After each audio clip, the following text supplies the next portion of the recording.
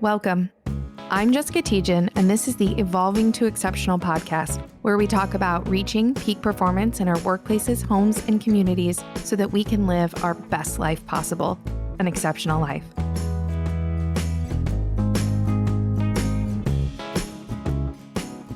All right, I want to welcome back our Evolving to Exceptional listeners to this week's episode of the podcast. I have a really special guest here today who I am super, super excited to get to talk to, Dr. Amanda Blake. And I read her book, Your Body is Your Brain, maybe a year or so ago. And it was so impactful to me. I had to send her a message right away and just tell her how powerful it was and what a difference it made for me. And I asked her if she'd come on the podcast, and we've finally reconnected and made it happen. And I'm really excited for you to get to know a little bit about Dr. Amanda Blake and some of her research and what it is she does. Welcome, Amanda. And I want you to maybe tell our listeners a little bit about who you are, what you do, and why it is you're just so passionate about what you do. Yeah, I'm happy to do that. And thank you, Jessica, for having me on. I'm excited to have a conversation with you today and have some listeners eavesdropping, and hopefully we can help change some lives. So, and that actually is why I'm passionate about what I do. So I'll say a bit more about what I do in a moment, but what I will say is the reason I do it is because my own life was radically positively changed by the kind of work that I do, which is body-oriented leadership coaching. And that I wanted other people to have access to that radical positive change that was available to me, that I've seen happen over and over again for my clients. I have a teacher who used to say, because of this work, I'm a nicer person. It's better for everyone around me. Like, I'm happier. It's better for everyone around me. And that's really been my experience. So that is why I'm passionate about it. What it is a very body-oriented approach to behavior change and leadership development. And we know that there are a number of behaviors that set leaders in all domains apart from kind of the outstanding, set apart from the average. And so much of that is dependent upon our social and emotional intelligence, how we relate to other people, our kind of intuitive, automatic, second nature, we might say, embodied responses to other people, and ability to kind of know and manage our own emotions. None of that gets left at the door when we come in the office, and in some ways it can even get heightened. And yet we've never actually really been taught how to be smart about it. So it turns out that learning information about, say, how to address your emotions at work, or how to handle frustrations, or how to deal with overwhelm, or how to work more effectively or say something impactful to someone who's really getting your goat at work, right? Like, learning how to work well with other people and to handle ourselves and those relationships, like, gathering information about how to do that only gets us so far. It turns out the body plays an enormous role. And my particular interest and expertise is in the neurobiology that explains why the body plays an enormous role, how it is that we can't and don't leave it at the door when we come in the office, or even when we're hiding behind our virtual screens at home, right? So, I'll leave it there and let you kind of poke around and ask questions, Jessica, about what would be most useful for your listeners to hear.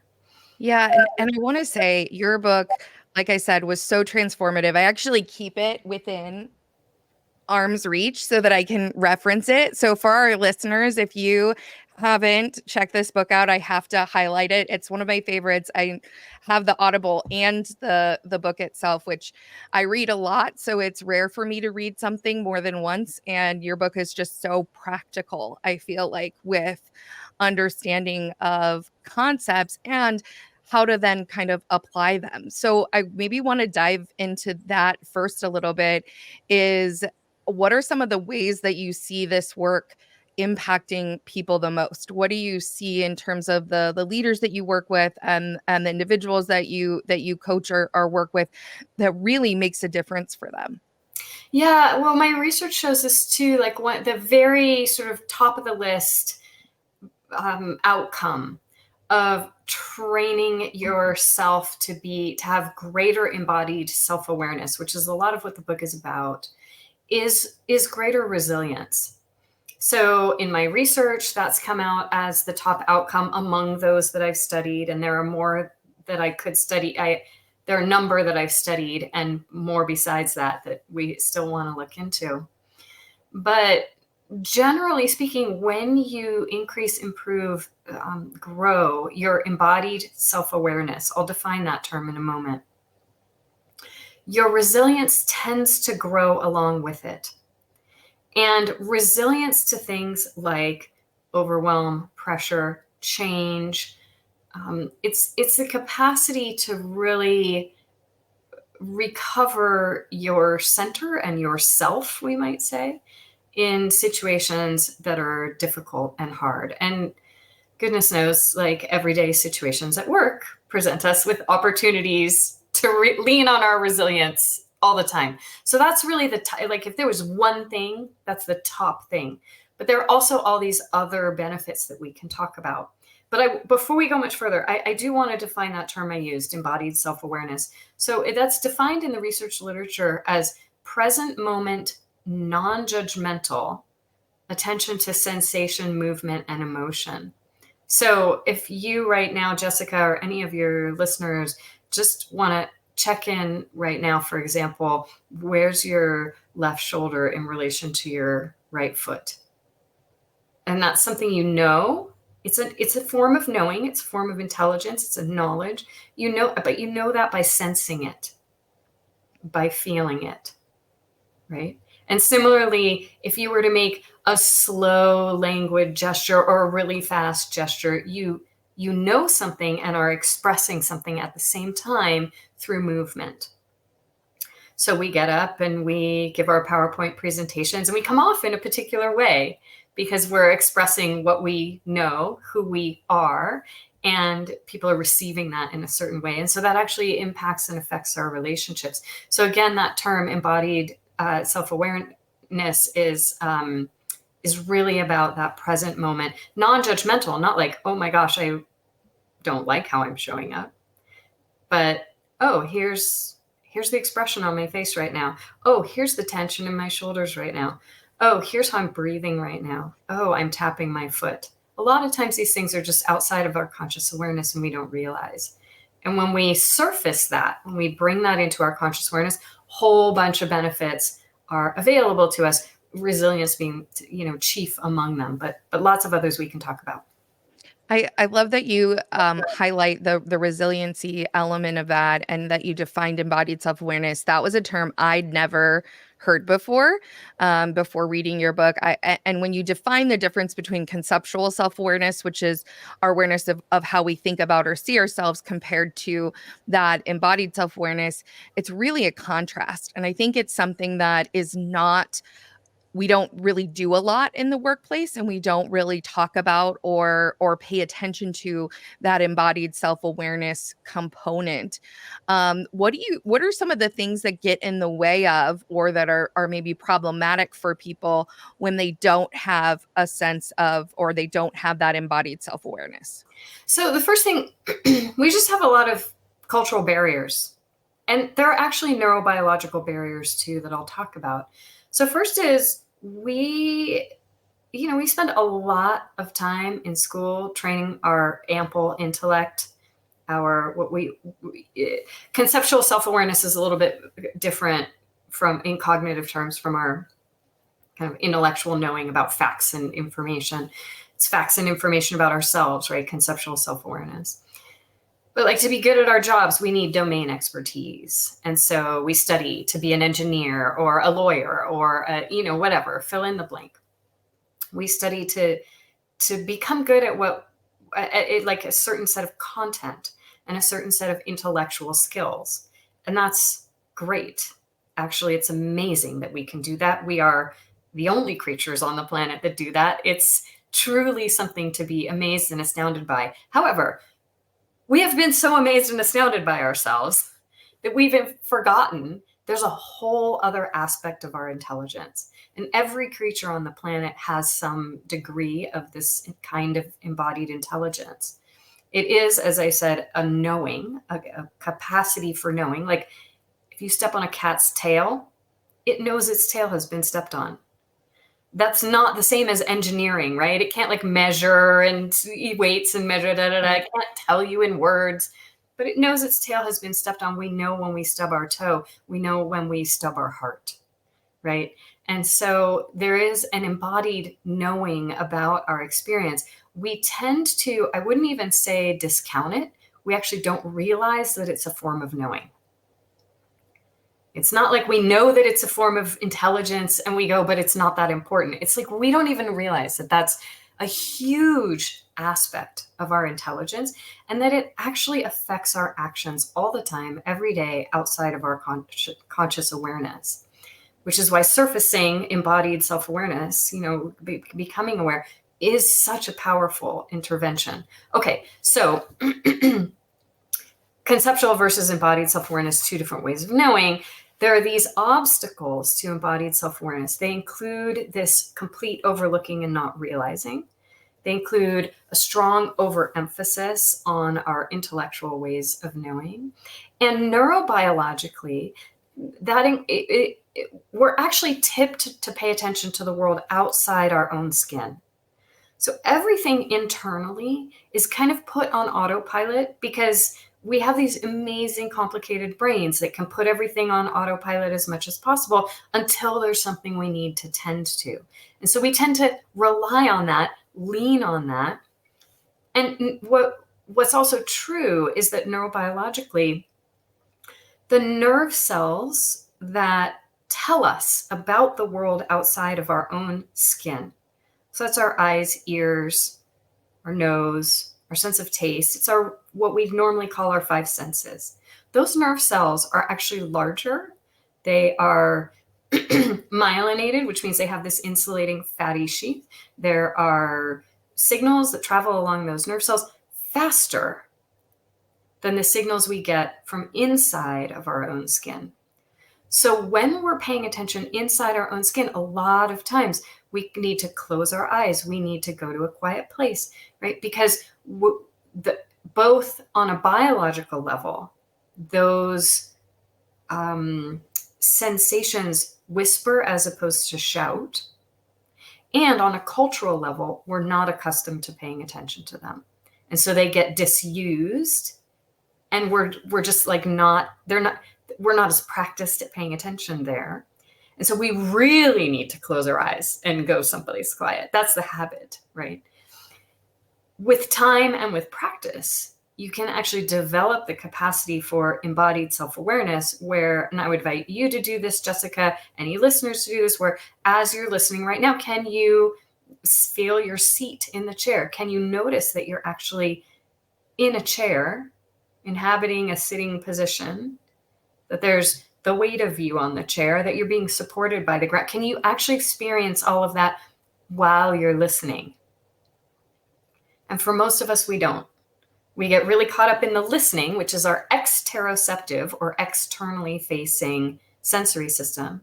And we overlook or miss or don't know about our interoceptive or internally facing sensory system. Proprioceptive, that's about our position in space. Right? So we overlook that. We don't know it's there.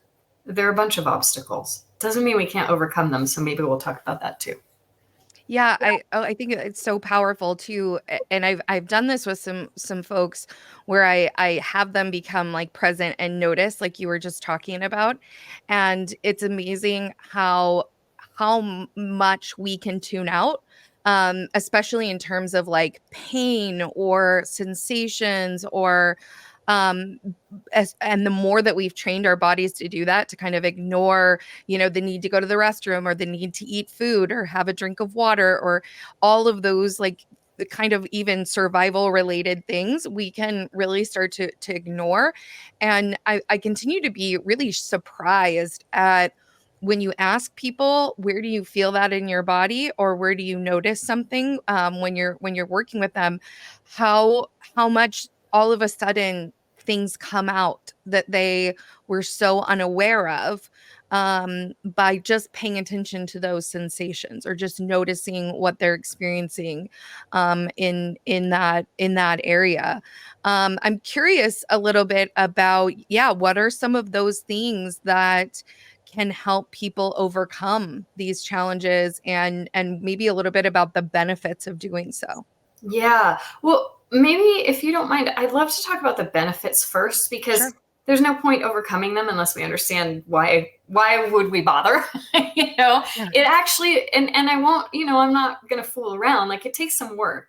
It's not like you listen to one podcast and you've got it. It's actually really different from intellectual learning. Our intellect moves really fast.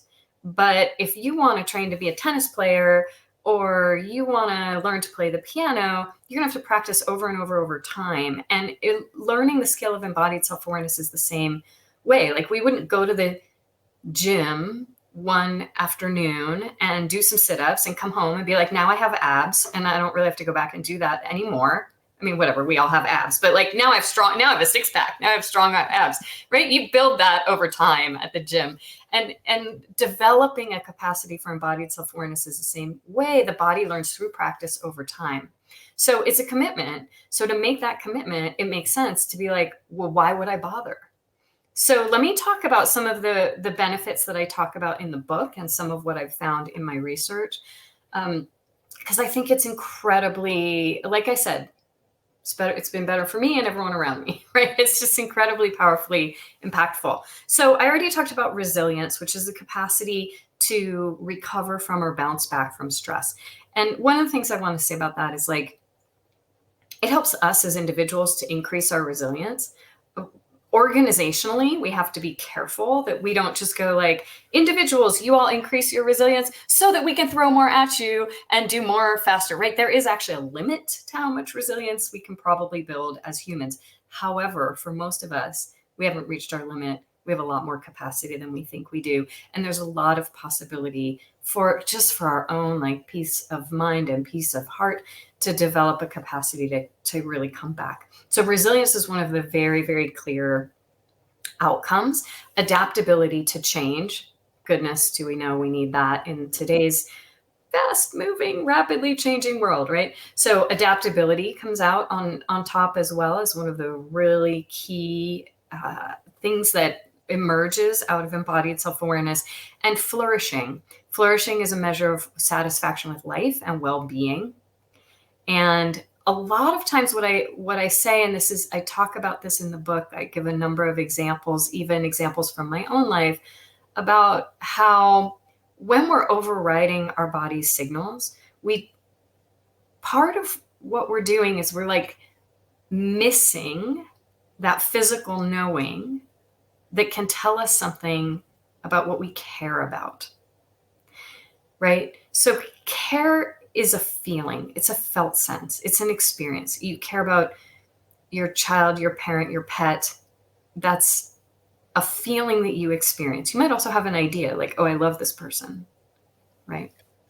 But when we override that feeling, we can get misaligned with what we care about because we can't feel it. And so we wind up heading down a career path that just isn't quite right fit, or we wind up moving our home and being like, wow, this really wasn't what I meant to do. I was so much happier where I was before, or getting into a relationship, or, on and on, right? Like, we can get really misaligned very easily. But when we start to make decisions that I like to talk about, make sense and feel right, or make sense and feel good, that combination is where we're most powerful. So flourishing is really capturing kind of that sense of alignment with a sense of care, maybe a sense of purpose, maybe a sense of meaning, right? And I think that's totally critical, that we get aligned with ourselves. And it's so important to satisfaction in life. None of the success you have matters without that. Okay, so all of that's like on the intrapersonal realm, meaning it's about us as individuals. We can also talk about the relational realm, which maybe in a moment. I just want to see, Jessica, if you have anything you want to add or comment on or ask about there. No, it's so powerful to me. What was making me think of a little bit, and you can maybe answer this after you talk about the relationship realm, but it was making me think about to the pandemic and how people felt like a shift or a change maybe throughout that experience, and how when we were more alone with ourselves, we weren't in everybody else's space, and we were in our homes, and we were and I, I know that I had that experience of maybe noticing more emotions or noticing things more than maybe I had before. And it made me think about when we quiet some of that external noise, how then we have that awareness, and how we're almost pre-programmed to avoid that awareness or that embodied self-awareness, those practices. And you mentioned that it takes a while to develop those skills. And I know I've been working at it and breaking some of those, abilities to ignore certain sensations or to tune things out. It's taken me a long time, and I'm still very much a work in progress at doing that. So I definitely resonated with that. So yeah, I'm curious of your thoughts on that from a pandemic like kind of experience, and people maybe noticing that, or maybe relating to like, oh, there were feelings that came up, or I changed my values and what was important to me. I noticed different things were important, or things like that, that maybe there was some sort of correlation there. And then likely that applies to in the relationship realm as well. Yeah. Well, the pandemic in particular is interesting because, people experienced it in all kinds of different ways. But one of the very common themes is that it radically dialed up the pressure in a variety of different ways while simultaneously isolating us. So, yes, we had maybe more stronger feelings and more space to feel them. Yeah. Right. And it for many people, that was a revelation in like, wow, stronger feelings, more space to feel them. All of a sudden I realize I'm not aligned with myself, Mm. right? With Yeah. what's truly important to me, with what really matters. Also, we've got death staring us in the face in a whole variety of ways: fear for our own health, fear for health of loved ones, maybe loss of loved ones. And um, so all of that sort of just confronting our own mortality also dials up the pressure and also helps us feel ourselves more and go, oh, right, this is what's really important to me. So I think during that period, a lot of people made a lot of significant changes in their lives because they felt more and had more of an opportunity where that opportunity existed, right, to get aligned. Then, Mm. of course, there were many, many, many people who couldn't possibly quit their jobs, right? Like I have family members who work in healthcare. It was no time to be like, wow, I don't love what I'm doing. It's like Right. all hands on deck. Doesn't matter if you love it or not. Like I'm committed to helping people in this time.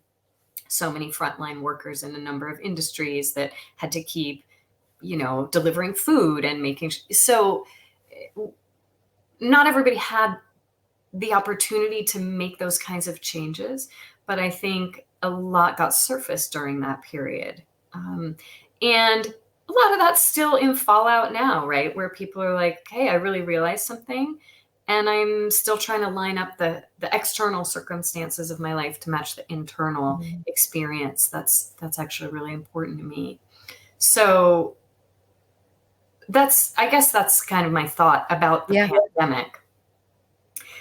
Relationally, if we think about what embodied self-awareness does relationally. So in the book, I write about kind of two primary categories of experience. One we might call something like presence and empathy. The other category we might call something like inspiration or galvanizing or co-creating.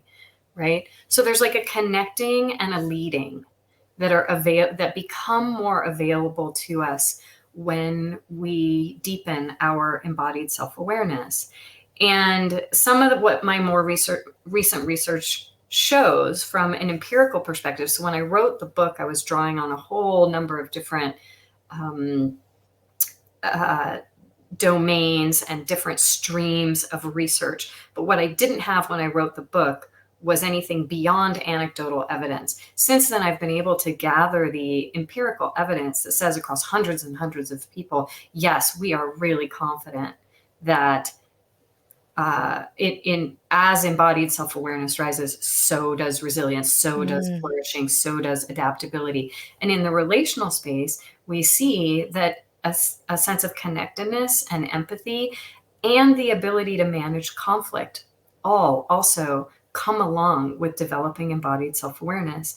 And some of the explanation for that, neurobiologically speaking, is that as we sense ourselves more, that if you look at what the brain science says about embodied self-awareness and what parts of our brain and nervous system are involved in that, and then you look at what the neurobiological research says about empathy and how it works, what you'll see is complete overlap in the anatomy of empathy and embodied self-awareness. So it's all the same structures.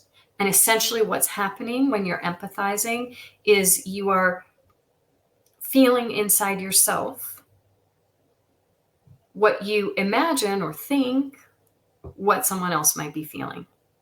Effectively, that's what empathy is. Now, we can go too far and be way over empathetic and actually lose track of ourselves, right? And sort of be way over there in someone else's business. And in psychological terms, that might be called enmeshment or merging.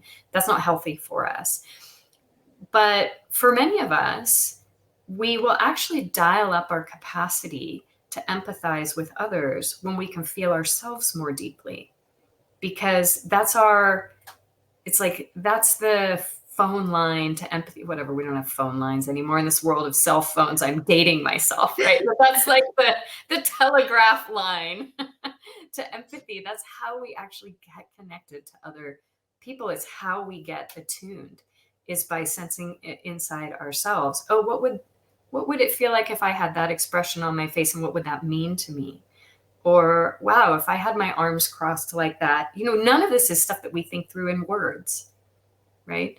But we respond to someone who's got their arms crossed and a scowl on their face, right? And we'll have a sense of what's going on with them, and that will affect our behavior. So then all of this leads into our capacity for conflict management. Because if we go back to resilience and we go, oh, we build our resilience. Wow, when we're in conflict with someone, what happens if we're more resilient? Well, it turns out we're actually better at managing conflict. In fact, when we're more resilient, when we can be more, I'd say, calm, settled, centered, grounded, we could use a lot of words to describe the psychophysiological state that's called coherence, where all of our rhythmic systems are in order with one another, as opposed to being frazzled, disordered, or psychophysiologically incoherent. So the more of that resilience we have, the more of that coherence we have, the more we're able to be in difficult conversations with someone, not just conflict, but let's say a performance review, right? Could even be an outstanding performance review, but the person might be freaking out because they're really embarrassed by being praised, right? So we get into these conversations that might be emotionally charged in some way. A negotiation for more pay or better benefits, negotiation about what my team's going to be responsible for and what your team's going to be responsible for, right? So all these kinds of conversations that we might have in the workplace, the more resilient we are, the more we can access psychophysiological coherence in those moments of conflict, the better we get. We literally have more access to what we might call the intellectually thinking parts of our brain, the prefrontal cortex, where we're making what it was called executive function, right? Where we're kind of thinking things through and making decisions. Well, decisions are very much impacted by the body too, but we'll set that aside for now and just say, literally we have more blood flow to the parts of our brain that help us communicate more clearly and make better decisions. So as we build our embodied self-awareness, we get better at managing conflict because of all these things that come along with it. And of course, it helps to have additional conflict management skills and to have some training and to learn some words that you can use and to, right? But those words are lost on us when we're, you might get a really good phrase that would be great to use in a difficult workplace situation, and it flies out the window when your heart's beating fast, right? And your hands are Yes. clenched, and the voice in your head is saying, this person is a fill in the blank, right? Like, it flies right out the window. So we actually can only remember those things, access things, and in a sense, call those things up when we can embody a sense of like, conflict isn't threatening to me, or this conflict perhaps isn't threatening to me. And that's challenging because in the workplace, there are always power dynamics at play. And so always there's something at stake, there's something on the line, and people's bodies will respond to threat. Perceived threat, right? It doesn't even have to be a real threat. Our bodies will still respond. Okay. Yeah, I love that you brought up to that point that you brought up the performance reviews. It's one of my kind of nitpicky elements when it comes to the workplace is that workplaces are still doing them despite tremendous research that shows they are not an effective means of impacting performance. But that nervous system reaction of going into a review that is an evaluation of myself and especially if that is tied to compensation, which is certainly a survival component, right? So if this could impact my livelihood, my ability to support my family, like that nervous system is already triggered, and being in that incoherent state, the ability to absorb anything impactful or meaningful that I'm going to carry forward is dramatically diminished, right? So people's ability to really use that. And I love that you talked about that coherence piece because that's something that I think I never understood what coherence felt like until I felt it for the first time. And once I did, I realized how much I was spending of my life not necessarily in a good, coherent, balanced state. And the more that I've understood, and you highlighted this, that when we're in that incoherent state, our ability for our brains to really get the blood flow that they need to be able to learn and grow and develop skills is dramatically diminished. And so if you're bringing people in to train them on resilience when they're super stressed out and totally incoherent, and then you're like, how come they didn't get it? Or how come they didn't leave with this new skill set? Well, they didn't have the capacity and the coherence to really be able to learn and grow because they weren't in that balanced or in that regulated state. Yeah, what's known about the brain and learning is that two major things. One is that learning is we can learn information really quickly. I alluded to this earlier. We can take on board a lot of information really quickly. That actually doesn't help us act differently, behave differently, make different choices. What actually helps us behave differently and make different choices is two major things. I sometimes say awareness creates the opportunity for choice, right? So when we're aware of something about ourselves, we have the opportunity to choose something different. But just because we have the opportunity to choose doesn't mean we have the capability to choose. Mm. Right? So actually practice is what creates capacity. And so you have to have both that awareness, and if you're trying to change behaviors, right? If you're trying to change how people show up and do things in the workplace, you have to have both an increase in self-awareness and an increase in practice of new behaviors. And that that starts to get into like, how do you develop embodied self-awareness, and what are some of the things that you can do to actually embody more effective leadership behaviors in situations of conflict, as one example, right? Do you Um, consider do you consider conceptual self-awareness to be like a capability or a skill that people can develop? Is this something that people can work on and become better at? Conceptual self-awareness or embodied self-awareness, or both? Embodied particularly. So without a doubt. So what we know, and I was going to point to this in my earlier comment too, is that the neuroplasticity of the brain is actually way more malleable than we ever used to think. And that's become more and more widely known. In the last, I'd say 20 to 30 years, there's been great research around how much the brain changes in adulthood. And it's less and different from how the brain changes in childhood and as we're growing up. But we still have a lot of capacity for change.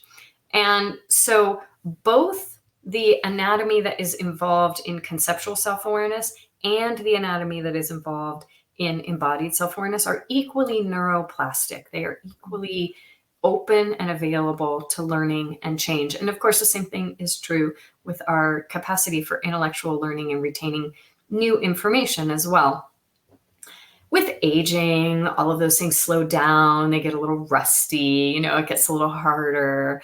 But I've worked with so many clients in midlife and beyond who are making radical changes in their lives as a result of doing embodied practices that are experiential in nature.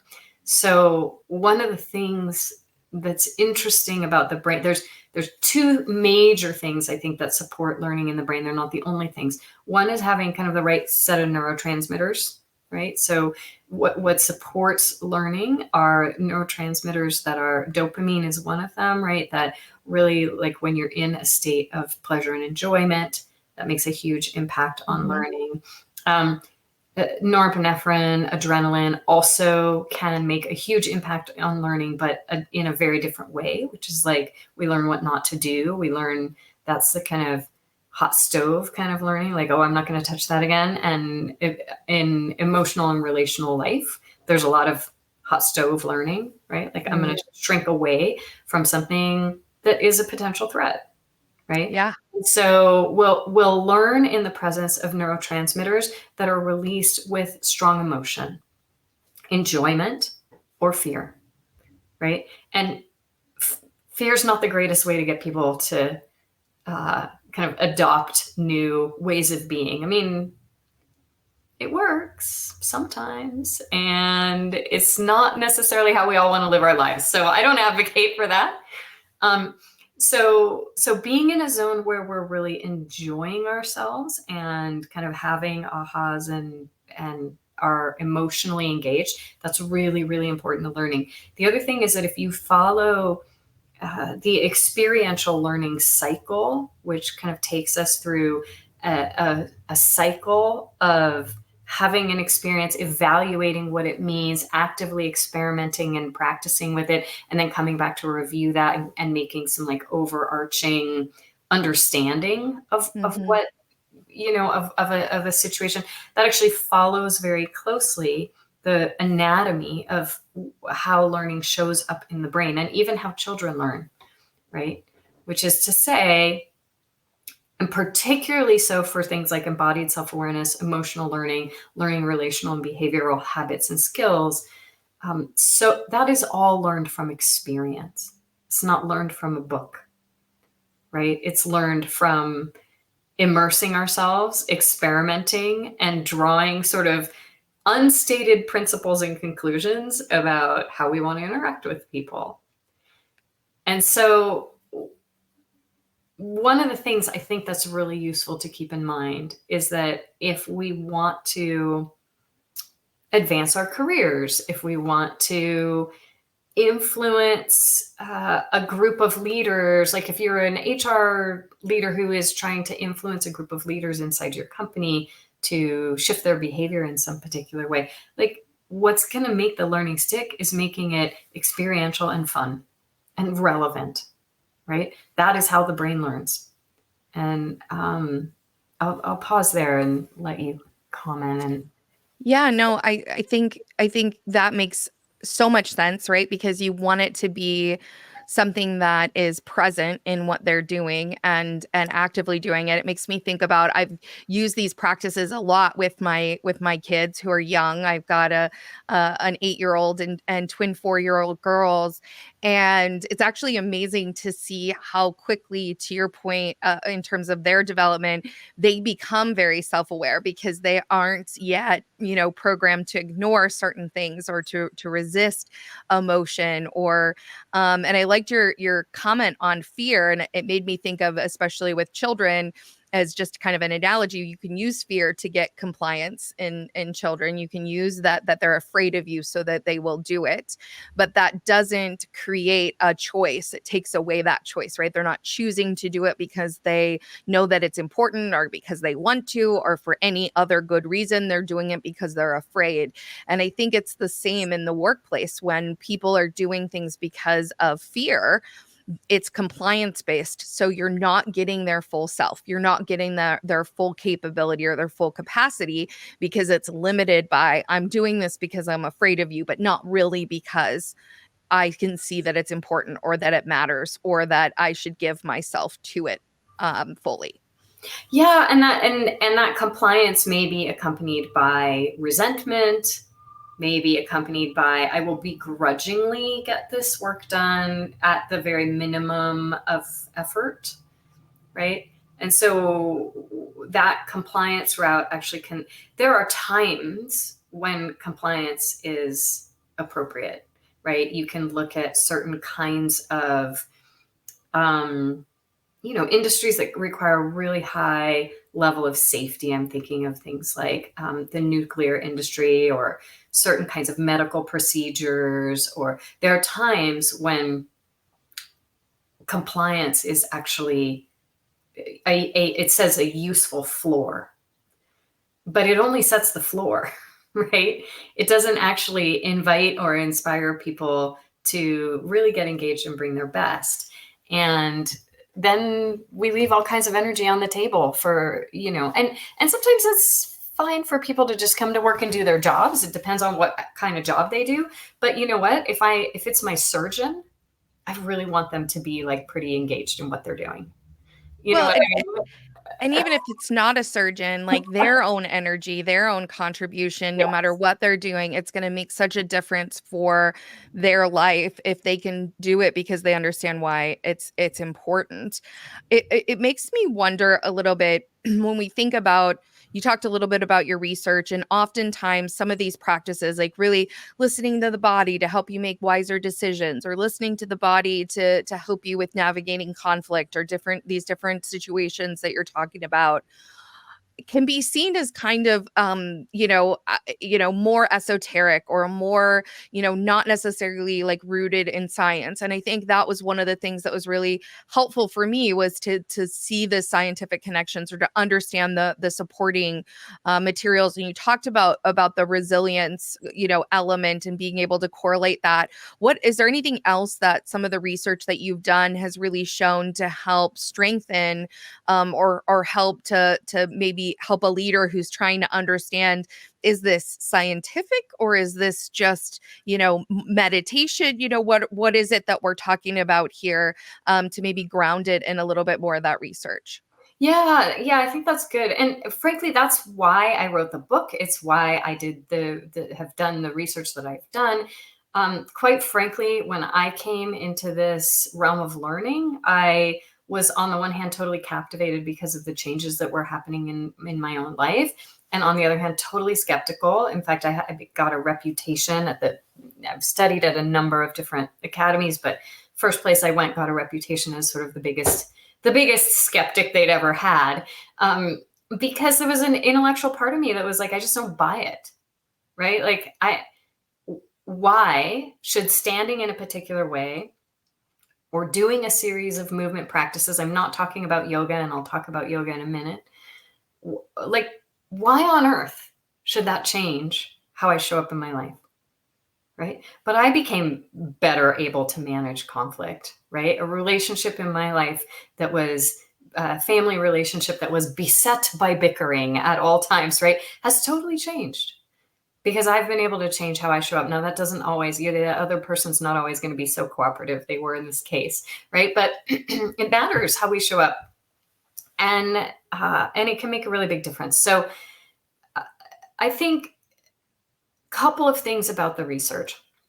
One is the one of the things that I looked into more recently after finishing the book is what actually helps us develop embodied self-awareness. So I know a number of different practices and, things that you can do, none very much inspired by mindfulness and yoga, but not mindfulness and yoga, right? I was really curious, like, what's up with these things that have changed my life, even though by the time I got into this work, I had probably been doing yoga for the better part of 2 decades. I started doing yoga when I was really young, and no, it didn't change my life in the same way. So I was really curious about like and by the way, we know that through tons and tons of research on mindfulness, on yoga, on all kinds of embodied practices, enormous valuable benefits. Resilience being, again, one of the really chief benefits, right? But a lot of what I'm talking about here, because it's distinct from those practices, turns out it's actually more powerful. And I'm going to try and explain why. Mindfulness and yoga in particular, well, let me tell you about the research. What we looked at were, what are the antecedents of embodied self-awareness, or in other words, what precedes it or what builds it? And we looked at a number of different things. We looked at martial arts, we looked at yoga, we looked at mindfulness, we looked at hands-on body work, like getting certain forms of massage or hands-on touch. We looked at dance practices, and we looked at body-oriented coaching. Of those, we found that mindfulness, yoga, and body work all can boost embodied self-awareness a little bit, like maybe 5% impact, right? 3 to 5% impact in each of those domains, which is actually, it's not bad in psychological research, right? There's always a lot of different influences. So it's not bad, but it's not great. What about sort of a body-oriented coaching approach? It's 4 times as high as meditation yoga. So it starts at 13% or 14%, and it goes up from there, right? As compared to 3 or 4%, right? And it goes up from there the more you practice. So why? What is that about? Body-oriented coaching does something different from going to a yoga class, which, again, if you do that, keep doing that. I do that, right? It's really good for you. And it'll maybe settle you down for that hour, and you'll feel great, and maybe great for an hour or 2 afterwards. What body-oriented coaching does is it embeds the physical learning in the context of your life and what you care about. Now, historically, particularly with mindfulness, yoga as well, these were part of spiritual paths, right? These are practices that were, for the Western audience, very much drawn out of spiritual paths and deliberately separated so that it didn't have all that baggage that Westerners kind of couldn't quite contend with. So in its original form, it's possible that mindfulness yoga might actually lead to more embodied self-awareness than we saw in our studies. But it's not often practiced that way these days in the West, where, I had participants in the study from all over the world, but primarily Western countries.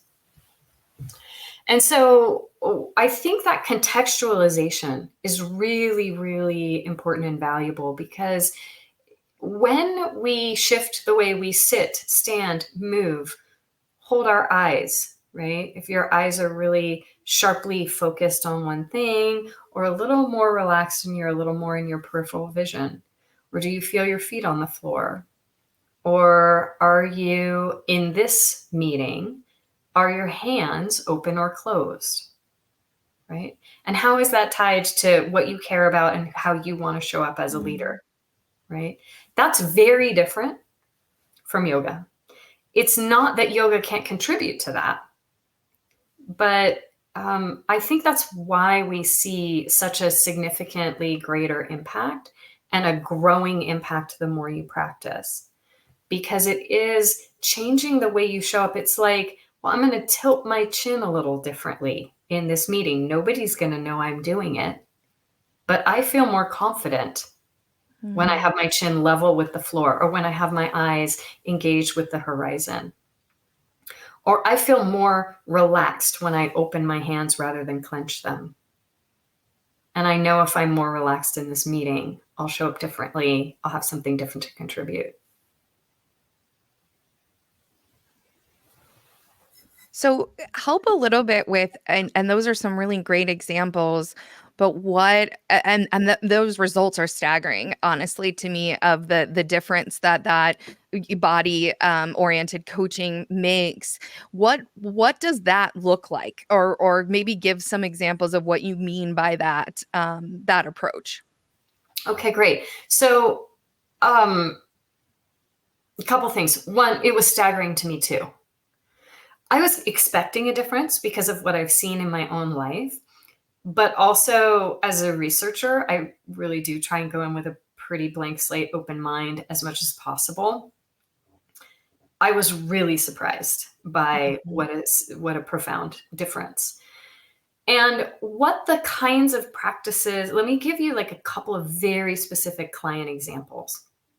So a client that I worked with that was very intimidated in meetings. This is a super high level person who does, I'm to protect confidentiality, I'm not going to say a lot, but let's just say high level medical professional sort of in the public sphere, who was really intimidated by some of the other incredibly smart people that he worked with. And a combination of medical professionals, engineers. We looked for places in his life where he felt most relaxed, calm, and confident. And one of those places was in taking care of his small child and like putting his kid on his shoulders and hiking up a mountain. And he came to a phrase that really meant something to him, connected to what he cared about. So like what we talked about earlier in our conversation, he came to a phrase, my purpose is service. And with that phrase came like an opening across the chest. And so he started going into his meetings with a softened jaw, his shoulders open and drop down, and just silently saying to himself, my purpose is service. Nothing changed about the people around him, who were all still like wildly intelligent and intimidating. And he could show up and make the contribution he was there to make.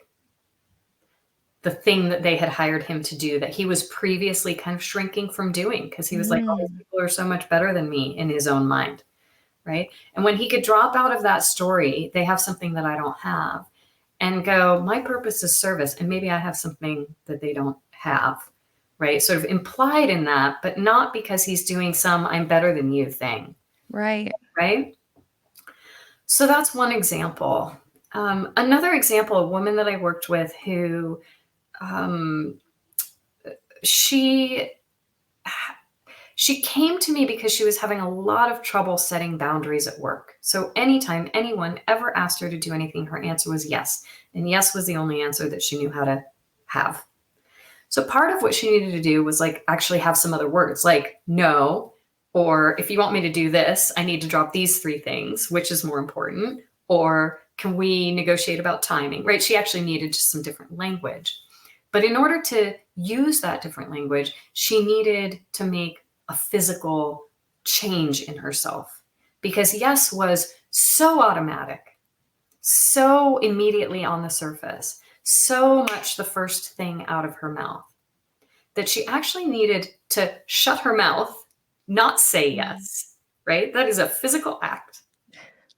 She needed to shut her mouth, not say yes, do something different. And we worked on sort of bringing her head back on her shoulders. And one of the things that we did, sort of ears aligned over her shoulders, one of the things that we did was had her physically, she had a rolling chair in her office, had her physically push a rolling chair away from her as if to make space for herself. Right? And to say, again, like my purpose is service, it's just to have a phrase in her own mind that was, I just need a little space here.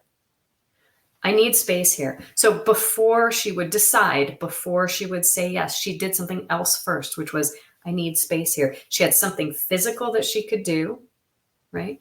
Bring her head back over her shoulders, push her arms out in front of her as if she's pushing a rolling chair. Now, they're kind of below the desk, sort of meeting friendly ways to do this, right? But once your body gets the feeling of making space for yourself, like physically pushing your arms out from your body and going, I'm making space for myself. And then you practice that over and over, like going to the gym, building abs. It becomes more automatic over time. So those are a couple of examples of what it can look like. And in the book, I have, you mentioned your body is your brain. There are a number of examples the book goes through all kinds of examples of different things people have done, strengthen their backbone in order to have like a confident conversation with someone that they were in conflict with, or, you'll have to read the book. There's lots of good examples in there. To take care of time, what I will say is there's a new book on the way in the next couple of years that is about how to design your own practice in the same way that I'm talking about these specific instances, like how to identify a quality that's really important for you to embody. Maybe it's patience, or maybe it's delight, or maybe it's ease, or maybe it's a sense of belonging, right? Or maybe it's a sense of trust, or maybe it's a sense of joy. So finding a quality that's really meaningful and important and would be impactful in your life if you had more of it. And then finding a whole variety of ways that you can embody that quality and practice it more and more until it becomes second nature. So that book is coming if listeners want to kind of keep their ear to the ground. It's not ready yet, but that's on the horizon. I'm looking forward to that, because I think that is going to be so powerful. And I love the example you gave, because I think a lot of people could probably relate to being a person who says yes in different situations, whether it's at work or even in their personal life. And I think that's so powerful, of trying to figure out what is that movement, or what is that saying, or what is that piece. And it really highlights how that work is different than some of the mindfulness or the other categories you talked about in your research. If you were to, and what, maybe you have done this with some of the leaders that you've coached, but if you were to be looking at, leaders or our workplaces, what are a couple, one, two, three, a few of the things that you think would make a really big difference if they were to really understand about this research, what it's telling us, and make use of it, and look at how they might use it in a workplace or in their work setting? It's an interesting, hard question to answer, because in my experience working with individuals, it's always unique and specific and kind of customized to the individual. That being said, there are common themes. And I think the first one I would just start with is cluing in to the fact that you can't leave your body behind. It's switched on 24/7. Even if you're sitting, in your home office behind a screen, you're bringing your body with you to work every day. You're bringing your emotions to work with you every day. That's not a liability. It's a source of intelligence. And just like we wouldn't go into a business negotiation and sort of foolishly leave money on the table, like we might make choices where we go, yeah, we can give a little here and, not so much there, but we didn't leave money on the table. But we go into work every day, we leave intelligence on the table. And we don't even know we're leaving it on the table. And that, to me, like if there's just one thing, it's that. It's like, look, you have a resource and a source of deep intelligence. Learn how to use it. And when you tap that, enormous benefits are available. And big things become possible that might just surprise you. So I think I want to leave it at that. Because, It's yeah, powerful. yeah. I think that's a powerful statement that you just made about how much intelligence. And I actually think that the first part of your statement about each person being unique is is equally powerful when you combine the two together. Every single person is unique, and you're going to need to understand that uniqueness. But if you do, the potential to tap into more intelligence and capacity and ability to deliver and accomplish things exists if you can help people to access that intelligence, if you can help make them aware about what's there. And for me, that was what was so eye-opening in my own life, was that despite feeling like I'd hit capacity limits in my own experience and in my own challenges and the things that I'd been through, as I work more with my body, as I work more with the intelligence it has to offer me, I find that I can do things in better ways. I find answers more easily. I spend less time in conflict. I spend less time, certainly as a parent with my children, I spend a lot less energy parenting them in ways that don't work because I'm paying attention to their bodies and mine and how we're feeling and how we're moving and how we're experiencing things. And in my relationships with those that I work with too, when there's challenges or there's issues, it completely changes how you work through and navigate those conversations, and the presencing and awareness that comes into play of, is this real or is this a story? How do I move through it? How do I get to the better outcome? Is this them or is this me? And it really changes the results. So I think it's just so powerful and impactful what you shared with our listeners today. And I hope if anybody's hearing this, they take advantage of your book. But what other, if our listeners wanted to look at some of your research or learn more about some of these studies, where could they find it? What do you have available? How can they find you? Yeah, so the easiest thing to do is to go to the website embright.org. It's embright.org. And it's all about embodying your brilliance, all of your intelligence, not just your intellectual intelligence. There's tons of free resources. And the place where I would probably direct people first is the Stress to Serenity Guide, which is it's right there on the homepage, or you can get to it by clicking through to the free resources. That'll take you through like 7 days of practicing, embodying yourself at your best. And it goes in a sort of progressive way. That's a really useful free resource. There are a number of other things on there, a bunch of other podcasts you can listen to, lots of stuff that you can do even before you decide to invest, $15 or $20 in the book. So avail yourself of it. It's, like I said, been life-changing for me. I hope it's life-changing for others. It's why I wrote the book. I was so gratified, Jessica, to receive your email and hear about how your life has been impacted. And yeah, it's pretty amazing that we actually don't know this stuff. Seems like we should. It's mind-blowing to me. I still continue, even though I didn't know it, and I've been in kind of entrenched in it over the last few years. I still find it shocking when I'm sharing things with people and you see this all of a sudden light of awareness of, oh my gosh, how come I didn't know that? Wow, that's powerful.